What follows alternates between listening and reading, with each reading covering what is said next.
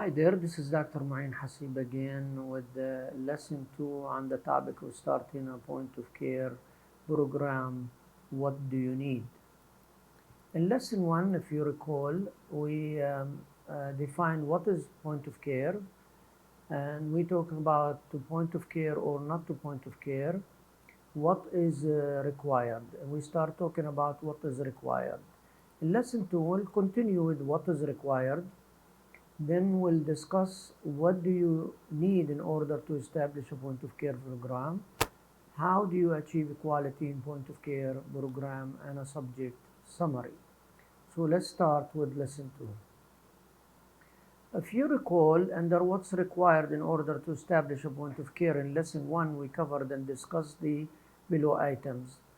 You need a list of the point of care personnel who are performing point of care testing. You need a record of point of care testing training, and also you need record of their competency, and you need proof that the lab director delegation letter or policy for the nursing managers or the nursing educator to perform the competency and the point of care users. And so in lesson 2, in this lesson, we'll continue what is required in order to establish a point of care testing. And the next thing you need is documented QC. For wave testing, and you find this under point of care 07037, okay, for wave testing, control must be performed according to manufacturer instruction. And I need you to just remember this as far as the maintenance, the QC, the validation verification of point of care testing or non-point of care testing, that they are waived. You always remember this. Follow the manufacturer instructions. Do what they tell you to do as far as QC, maintenance, and validation. Okay, so QC need to be done when patient testing is done. The lab director or designee must review QC data at least monthly. Usually this is delegated to the point of care coordinator. Okay? With respect to internal control, acceptable control result must be documented at minimum once per day of patient testing for each device. All unacceptable control results must be repeated and documented. Now, pay attention to this because this is very important. If the point of care device is capable of locking itself, or it can be programmed to lock itself and lock itself if the QC is out of range or the QC is not done, okay, then you don't need to review or document the QC for that wave device. Okay. So evidence of compliance for this standard, you need the written policy and you need record. The record again is not needed if the device can lock itself, if the QC is not done or the QC is out of range. Same thing for daily QC for non-wave testing, found under point of care 07300. For a quantitative and qualitative test, controls are run at least daily or more frequent if it's specified in the manufacturer instruction, laboratory procedure, or the CAB checklist, and when changes occur that may impact patient result. Control testing is not required again on the days when patient testing is not done. Control must be run prior to resuming patient testing. When changes occur, such as after a change of analytically critical reagent, a major preventive maintenance, change of critical instrument component, or with software changes as appropriate and applicable. For quantitative testing, okay, usually you need to run 2 levels of QC, okay, every 8 hours. For qualitative testing, you need one negative and one positive QC as applicable run daily when patient testing is done. For evidence of compliance, you need a record of QC, and you need a written procedure, and you need the manufacturer product insert or manual. Also, another requirement for point-of-care testing found under 07456 control range establishment or verification is just, this is for NonWave, okay? This is just like the main lab, okay?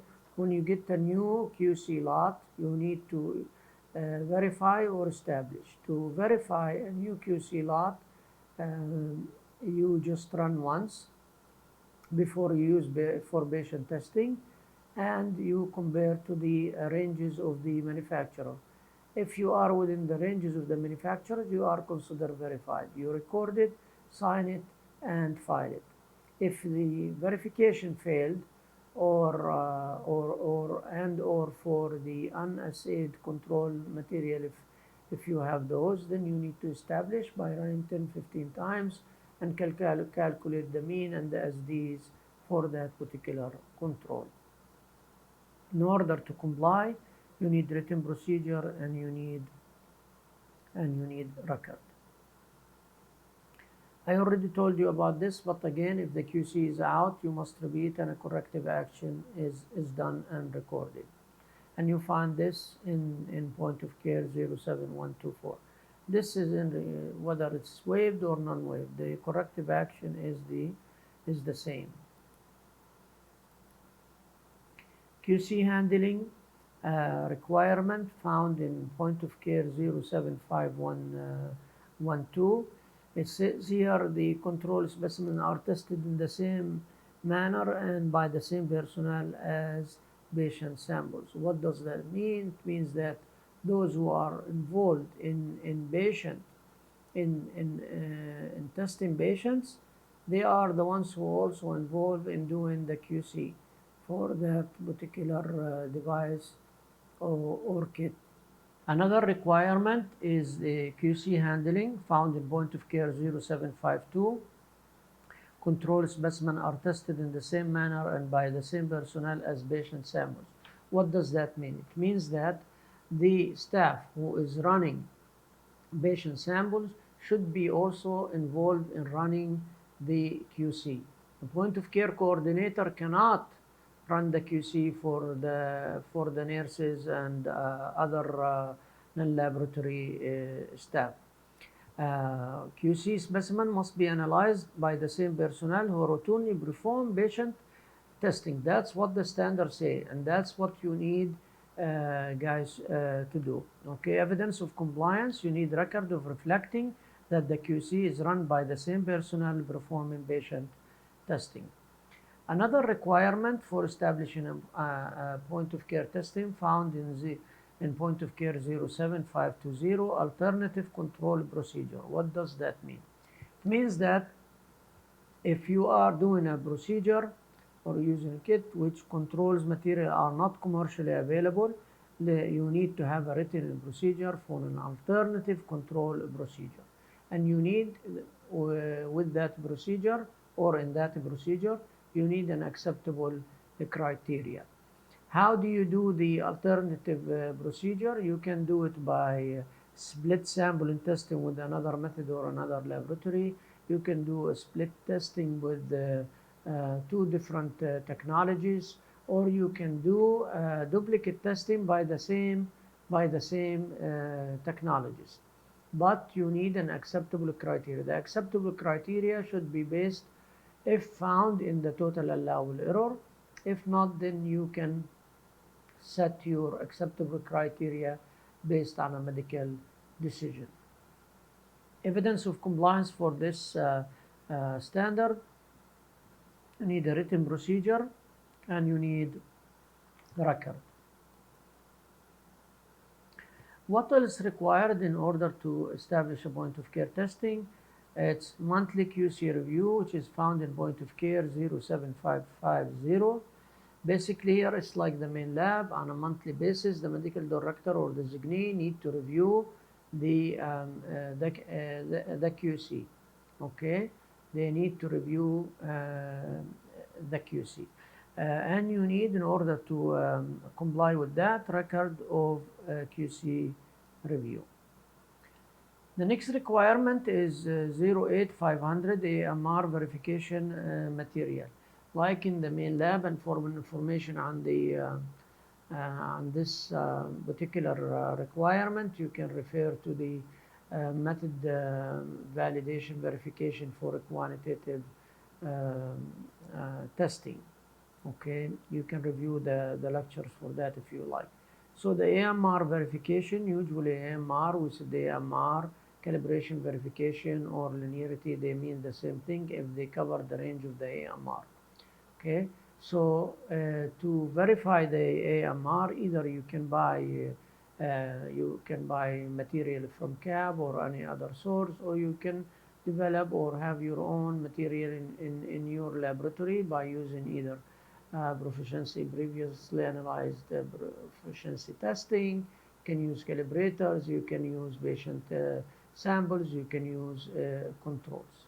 Okay, you need 3 samples that span the range. You run them, you plot them on an Excel sheet. You should get a straight line, and you all set. Okay. Now, if you need a written procedure to comply with the standard with the acceptable criteria. The AMR verification criteria you need to do every 6 months, or when one of the following thing happen: a changes of reagent lot, and unless you can prove it. When you change the reagent lot, it does not affect the AMR. QC shows an unusual trend or shift or outside of the acceptable limit after major preventive maintenance or change of critical instrument component, or when recommended by the manufacturer. Now, if you have 3 calibrators or more that span the range of the AMR, then you are exempt from this requirement. You don't need to verify nor to check the AMR, okay? But you need at least 3 AMR, 3 calibrators that span the range of the AMR. I already told you about that. So you need a written procedure or policy, define the frequency performed for the AMR verification, and you need record. For blood gases, things little bit different. Blood gases QC, okay, you find that requirement in point of care 09035, daily QC blood gas instrument. You need to run at least 1 level of QC every 8 hours if patient testing is done. QC testing is not required on the days when patient testing is not performed. In order to comply with the standard, you need a written quality control procedure, you need record of QC result, and you need a manufacturer product insert or manual. Also, in what's required in point of care 09145 QC blood gas instrument, another standard regarding to the blood gas instruments says here, at least 1 sample of control. That means you run 1 sample, 1 control every time you have or you run a patient. So every time you run a patient, you need to run 1 level of control if your instrument is not calibrated to do 1 point calibration every 30 minutes. If your instrument is programmed to do 1 point calibration every 30 minutes, you are exempt from this requirement. You can run 1 level every 8 hours. You should actually program your instrument to do 1 point calibration every 30 minutes and 2 point calibrations every 4 hours. You need a written procedure, and you need a QC result or record of internal calibration.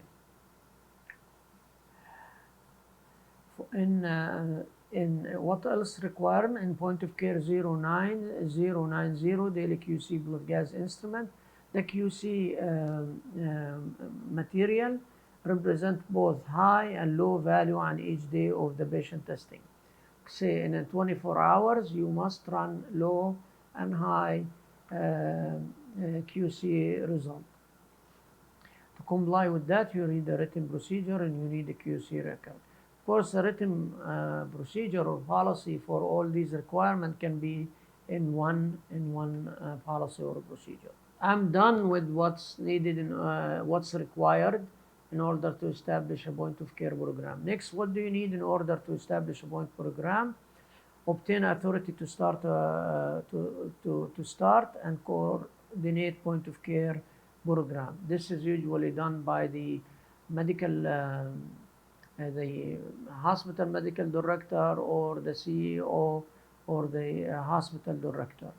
Okay, full-time point of care coordinator is needed for large hospitals. If your operation is small, maybe you need a part-time point of care coordinator.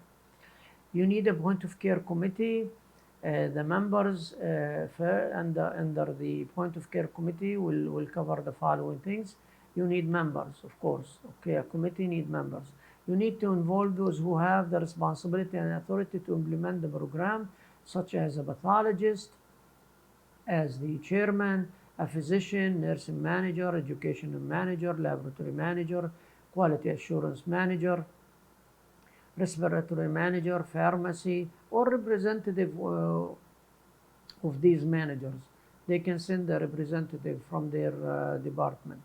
And others who are needed to train and implement the point of care testing. Purchasing and IT, information technology representative should serve as a consultant to the community on an as needed basis. Also, you need to talk about the committee. You need to talk about the responsibilities of each member of the committee. For example, the point of care coordinator keep database of testing personnel, coordinate training new personnel competency, and monitor QC and PT program. Nurse manager enforce policies, schedule new employees training, and schedule annual competency of staff. Nursing education department, they can do the new employee training and annual certification of testing personnel. Also, in the committee, you guys need to talk about the location where the testing will be taking place. Is it in ER, ICU, OR, or OP clinic, or elsewhere? Talk about the staff and users who will be doing the testing and how the training will be done and the competency be done. Also, you need to talk about why do you need a point of care testing instead of the regular lab testing. For example, discuss the turnaround time, reduction of length of stay, patient convenience, improve patient care management. Also, what test will be considered for point of care testing? Urine dipstick, ocular blood, urine pregnancy test, glucose testing, and etc., etc., etc. You need to talk about the volume. Is it going to be low volume or high volume? You need to talk about the device, the machine, the kit. Is it available? What are the options or choices that you have for that particular test? Okay, also you need to talk about the method initial evaluation selection by the lab and end user, and we will talk more about this in the next few slides. Talk about also method validation verification procedure, and the end user training and competency, by whom, when, what is covered, etc. Talk about quality assurance monitoring policy, including test reporting, QC, maintenance, PT, accreditation. You need to talk about inventory control, implementation of the device or the test, and more about this in the next slides. We need to talk about cost and operational budget, and we'll talk more about it in the next few slides. Method evaluation after use, also more about this in the next few slides. Okay, here we're going to talk about implementation. Implementation of a point of care testing program should include following manufacturer instruction, method evaluation, quote unquote, verification, validation as needed, staff existing versus new, initial training, annual certification and competency, result reporting protocol, quality assurance program, QC, maintenance, BT, documentation and evaluation. Initial implementation of a point of care program, keep in mind it could take 1 year or more, 1 year or more, depends on the size of the point of care program that you're going to be implementing. Under evaluation, we'll talk about a couple of things. The first thing is you need to evaluate the method cost, and when we are talking about the cost, we look at the whole process of patient care rather than the cost of individual point of care test method versus the cost of the laboratory test method. Point of care in an emergency room may prevent the admission of a patient into the hospital. Items that should be assessed include cost of hiring and training the testing personnel and maintenance of competency. Should include labor associated with the processing and analyzing the specimen, labor associated with maintaining the equipment, annual reagent control, maintenance and depreciation cost, cost of accreditation according to volume and test complexity, cost of PT program for testing performed. Under evaluation also, you need to look at periodic monitoring and evaluation, and under that, in order to assure that the program is meeting the need of its customer, like the provider, the staff, and the patient. This can be done by using quality indicators, the customer surveys and feedback, and review of QC and PT results. How to achieve equality in point of care programming? You need a committee, you need a point of care coordinator, you need an IBB or an SOBs for the program, you need method evaluation, you need training and competency, you need QC, you need maintenance, you need proficiency testing, you need to control the point of care devices, inventory, and supplies. Also, you need to check out the repetition of the vendor. To summarize the subject, if you do not have a program and thinking of going through the accreditation, for example, CAB accreditation, do not start one now. I advise you to wait till the next cycle. So you will have more time. You will have more time to work on the program. That's one thing. Also, you can concentrate on the CAB accreditation for the laboratory. Next, what else? Look at the advantages and disadvantages of anything you're going to be implementing. If you have a program, you need a point of care coordinator, whether part-time or a full-time. You need a committee, very important. Need to control purchasing of equipment and instruments. Consult before you buy. Seek advice, not from the manufacturer or the salesman. Seek it from other users. Compare, check publication and websites. Okay, you can ask yourself, give me a list of the people who are using your device with the phone numbers, and believe me, call 3, 4, 5 of them, and if they have an issue with the vendor or the device or the equipment, they will tell you. Okay, and these are a couple of websites you can go on to check the device or the kit that you're gonna be buying. Also, make sure your equipment and instruments are waived if there is a choice, because it will make your life easier, because then you don't have to worry about the semi-annual competency, and the annual competency can be just a checklist, the observation. Make sure it's dummy proof. What I mean by that, easy to use, user friendly for free maintenance, easy to operate, and they lock themselves if QC is not done or out. This will also make your life really, really easy. Be aware of connectivity and computer system. What do I mean by that? A salesman could come and or a company come and sell you a device, okay? And in the and when it comes to connectivity, they will tell you, well, you did not buy that. That's an extra cost. Okay, so you end up paying more for connectivity. So make sure that in your contract, when you buy a device, a kit, an instrument, an equipment for point of care, to include the connectivity and the computer system in the contract before you buy. Ask vendor to help you with the training, initial training, and let them train the trainer for future employees. Initial training should be detailed, preferably using a checklist. However, if there is a certificate, it should be okay. And so the employees, end users, they need initial training and they need competency. Also, an initial evaluation, validation, verification. You need to keep that in mind, especially for non-waved equipments or instrument. It's very time consuming. You need QC, you need maintenance, and you need proficiency testing.